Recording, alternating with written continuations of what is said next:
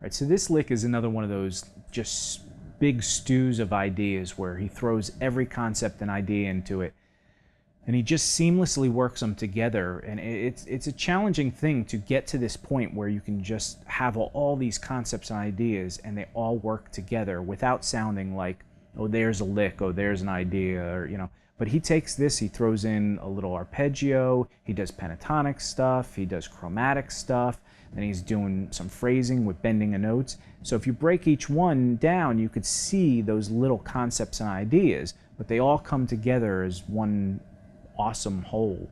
So the idea basically goes like this.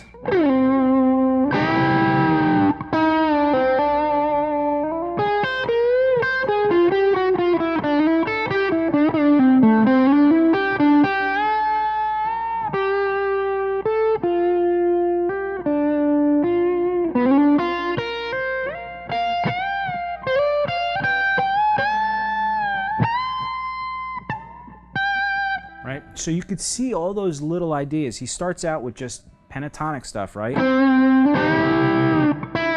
And then he sits on that note on the 7th fret for a second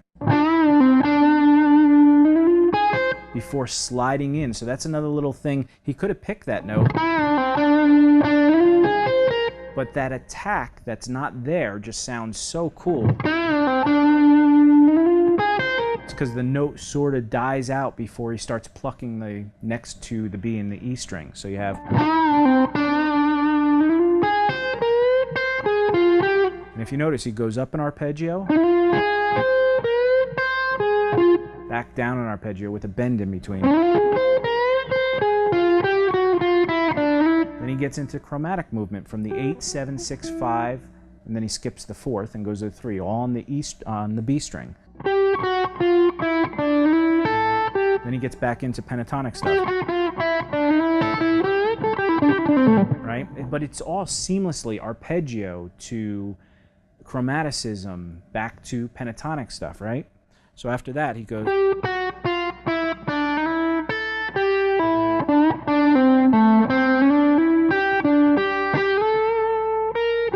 and he just bends that note. Instead of sliding to those notes, he goes.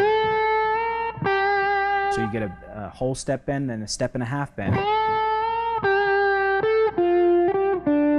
Then he sort of just melodically pivots off of a few notes. Then he goes back to the arpeggio idea. He goes, right? And all that is basically he's playing over a B flat major chord, B flat major 7, B flat major, not fat. And he starts on the major 3rd, and he just goes up a major arpeggio. Major 3rd, 5th, root, and then he throws in the 9th, which is always an acceptable tone. And then he just slides into the part where now he starts doing those really soulful bends. But you see all those little elements, pentatonics to arpeggios, using your finger to pick a little bit, using chromaticism, but it never sounds like any one element. It all just comes together seamlessly, so that's kind of the goal, I guess.